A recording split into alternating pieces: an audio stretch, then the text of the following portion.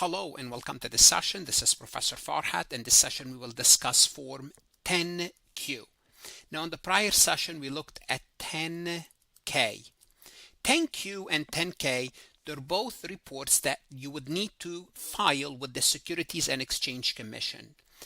10K was an annual report. 10Q, the Q indicate that it is a quarterly report. And all publicly traded companies, issuers, will have to file this report with the SEC. Now, what's the purpose of the report? 10Q and 10K, basically they serve the same purpose: to keep investors, stakeholders, regulators informed about the company. But why do we have 10K and 10Q? We don't want to wait for the full year. What we want to be informed on a regular basis. So 10K will serve this purpose. Every quarter, we will file a quarterly report. So we will be filing actually per year 3 quarterly reports. Well, we have 4 quarters per year. Well, guess what? The 10K will cover the 4th quarter and will cover the full year. So it covered the first 3 fiscal quarter or calendar quarters, and the 4th quarter is reported in the 10K. So when you look at the 10K, you have the 4th quarter embedded in there, which is the annual report. So basically something like this. We have a Q1, Q2, Q3, and Q4.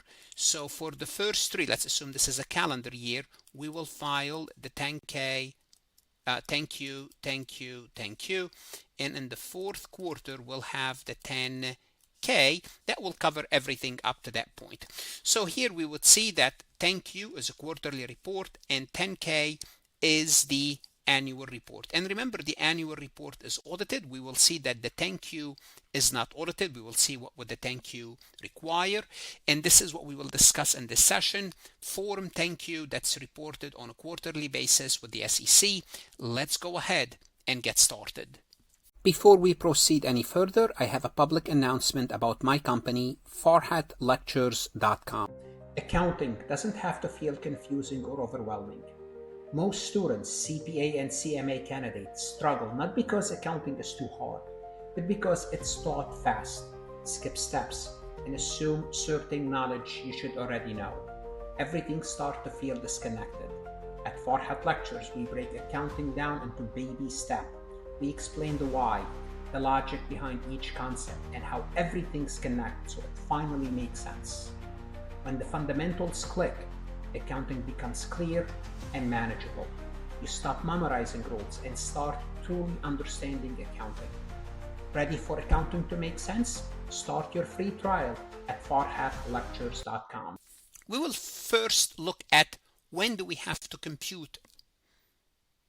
First, we would look at the filing deadline. When do we have to file this 10Q? Well, the deadline depends on the size of the company, whether you are a large accelerated filer or not. Where large and accelerated filers, they have 40 days after the quarter ends. What is 40 days after the quarter ends? If you're looking at March 31st, so if you're looking at a March 31st quarter, you have 40 days from that date to file. If you are not large accelerated filer or accelerated filers, you have an additional 5 days. You have an additional 5 days, 45 days after the quarter ends. Now, large accelerated filers and accelerated filers, you know, their public float, their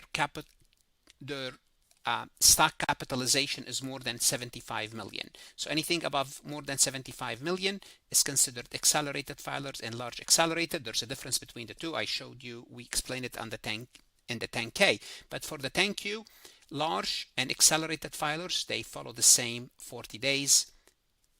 All other registrant, which is less than 75 million in public float, will have 45 days. Larger companies must file faster because they typically have more sophisticated reporting system. They'll have more resources. That's the reason. It's only 5 days. Nevertheless, it's 5 days.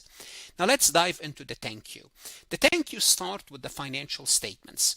If you remember, when I looked at the 10K, when I started to talk about the 10K, if you remember, I said now we are looking at part 2. I just wanted to emphasize that in part 2 we had the financial statements. For 10Q, the financial statements are right immediately in part 1. Now I just wanted to mention something between 10Q and 10K. 10K, because you want the information readily available, it focuses on speed. That's why they don't give you 60 days, they give you 40 days. They want the information as soon as possible. So I just want to emphasize this point. But also the format of the report is different. Nevertheless, the content basically serves the same purpose. We start with the financial statement, and we call those financial statement interim financial statement. Every time we say the word interim financial statements, it means financial statements other than a full year financial statement. So the quarterly are interim. So just you need to know what the term means. The requirements are similar to those in Form 10K. There are two important differences. The first one is audited, because audit needs more time.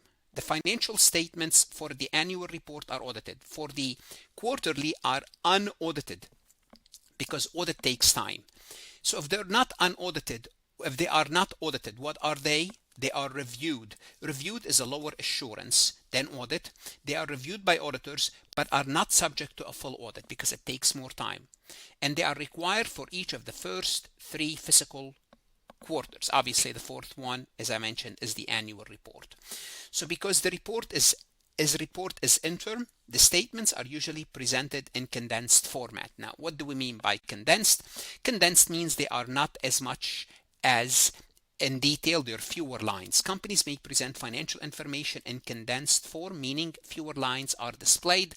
Only the most relevant information is presented. But the company must include any adjustment necessary to make sure they are fairly presented. So what does that mean? It means if you have to make adjustments at the end of the quarter, there are certain adjustments you have to make. So those adjustments would normally include normally recurring items like any accrual, any depreciation, any estimates. Those will be done at the end of the quarter.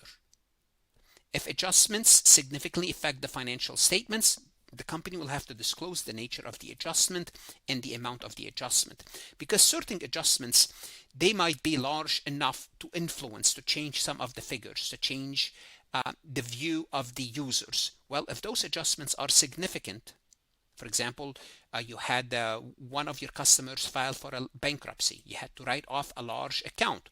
Well, you have to disclose now, not only make the adjustment, you have to disclose the nature of the adjustment. I wrote off this account and the amount of the adjustment, because the amount is important.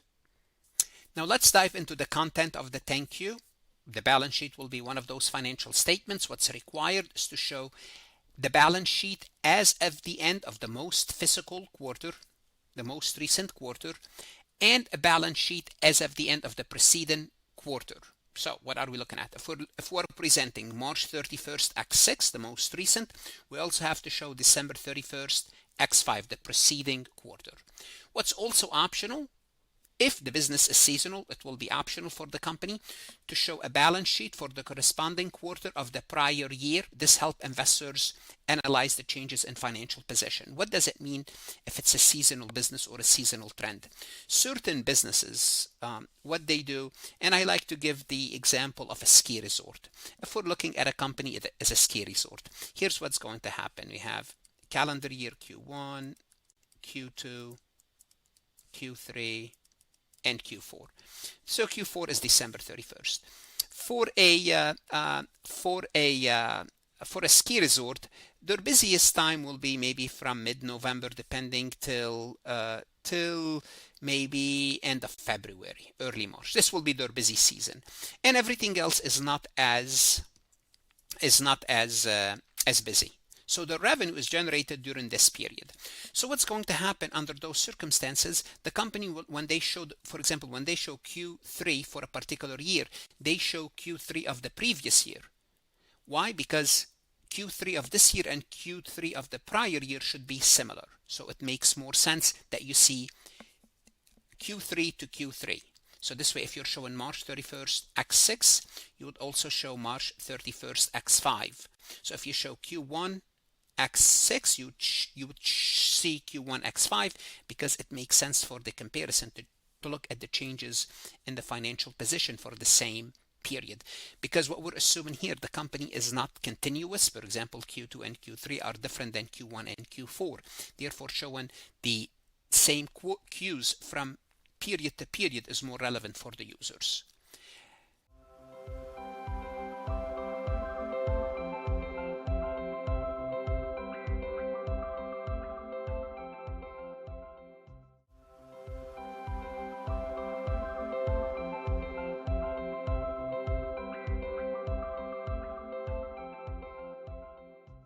Income statement, the company must present income statement for the most recent quarter and comparable quarter for the prior year. For the income statement, you'd have to show, for example, Q1 X6, Q1 X5. So it's similar to the optional for the balance sheet. This allows investors to compute quarter to quarter again performance. But also what's optional is to show the cumulative 12 month. So rather than showing, for example, here, where we're showing, for example, Q1, Q2, Q3, and Q4. Again, there's no Q4, it's the annual. But what you do is if you're showing Q2 for this year, you would compare it to this year as well. So Q1, for example, this is X5 and this is X6. You will show Q2 X5 to Q2 X6 for the income statement and the comprehensive income. But also what's optional is to show the 12-month cumulative.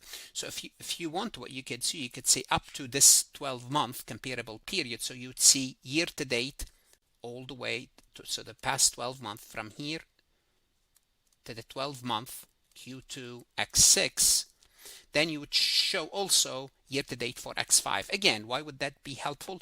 To show you not only the quarter to quarter but the past 12 months side by side. So basically what you're showing here, if you are doing year to date to year to date, so now we need X4, X5, and X6. So if we're looking at the most recent is the second quarter X6, we would show half of X6 and half of X5 is the most recent.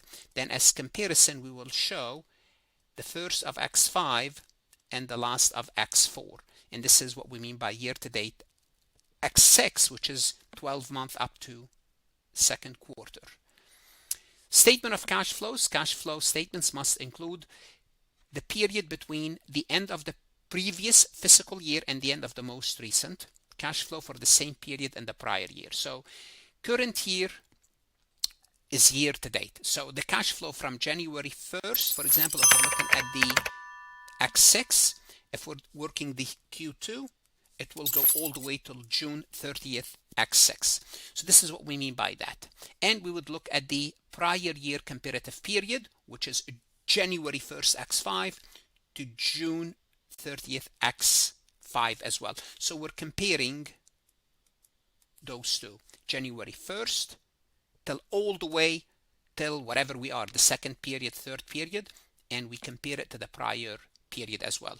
Now optional, what we can do is we could look at the 12-month rolling period. Comparing the 12-month rolling period means rather than, for example, for X6, we'll go all the way back to middle of X5 and cover the last two Qs of X5 all the way till X6 June 30th, and we'll do the same thing when we present X5 mid-year.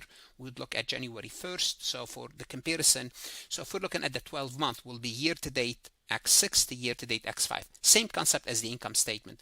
So year to date X6 would include the two last quarter of X5, and year to date X5 would include the last two quarters of X4. Now also in the 10Qs, we have to look at the MD&A section and market risk disclosure. For the interest of time, for the interest of for the interest of time and for not repeating the same information, you should have looked at the annual report, and it's basically the same thing as the annual report, except when they discuss things in the MD&A, when they look at market disclosure, they're only focusing on the interim changes during this particular quarter. Same thing as we discuss in the annual report. So in the annual report, you need to be familiar with MD&A, you need to be familiar with market risk disclosures. How about if event happened, major event, major news, something important happened? Do we have to wait for the quarterly, for the 10Q to get this information? And the answer is no.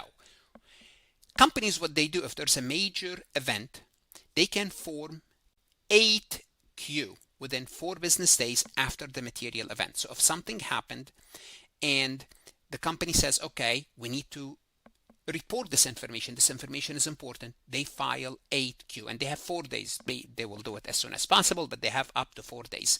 So this is even faster. This quick reporting requirement ensures that important information reach the market or the users, the investors, the public at large as soon as possible. Now, what is considered a major event? Well, a major event could be if the company is financing their debt. So if they are issuing new debt, issuing new stocks, that's a major event. There's a restructuring activities. And restructuring means what? It means they are laying off people. And as a result, they might have to incur costs related to exit or disposal activities because they are laying off people. They have to pay them severance packages. Well, they would let us know. Asset value changes. If one of the company's asset becomes impaired, it's no longer as useful as it should. What do? We disclose it. Material asset impairment in 8Q. We don't wait. Financial distress event. If there is a bankruptcy, one of our customers, or the company is going to go through a bankruptcy, we'll have to let everyone know.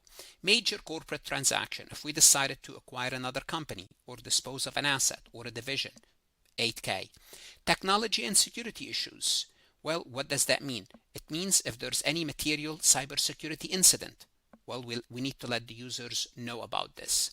Corporate structure changes. If we amended our bylaws or our articles of incorporation, if we change our year end from a calendar to a physical, or from a physical to physical, or we change from, for example, from March 31st till June 30th, it could happen. We have to disclose this.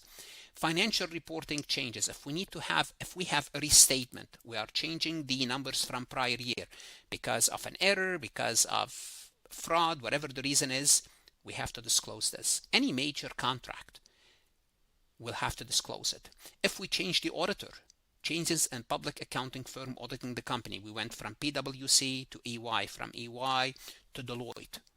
Securities and market changes in securities or trading market. Governance changes, election, resignation of directors, CEO. If we assign a new CEO, if CEO resigned, those are reported on 8K because we want this information as soon as possible. We cannot wait for the 8Q or the 10K. Let's take a look at this multiple choice question from farhatlectures.com. Which SEC filing is required when publicly traded companies experience a material event such as bankruptcy, change in auditor, or major acquisition? This question is focusing on, do you know what each form is for? We have 4 forms here: 10K, 10Q, 8K, S1. Well, let's go through them and see which one will fit this need. Now, if you're using Farhat Lectures, you could always ask AI to explain each one of them if you'd like to, but this is, you get the answer, but in case you're not familiar. Otherwise, if you know what they are, let's try to eliminate them. 10K is annual. Well, do we wait for the annual report if we change the auditor? Absolutely not. 10Q is quarterly. Do we have to wait a quarter to tell the users, the investors, about a major acquisition? I would say not. We'll have to let them know earlier. Now we're between 8K and S1. What is S1? S1 is used when companies registered securities for public. So it has a specific purpose. It's when we want to sell our securities and go public, we form S1. That's not relevant. The relevant form is 8K. 8K, if there's any major event, such as the one that you saw bankruptcy, material events such as bankruptcy, change in auditor, major acquisition, and I went over all these material events on the prior slides. You will have to file 8K, and you have 4 days to file those 4K. What should you do now? You're going to go to Farhat Lectures, look at additional resources. If you're studying for your CPA exam, don't shortchange yourself. Invest in yourself. That's the best investment you can make, and God bless.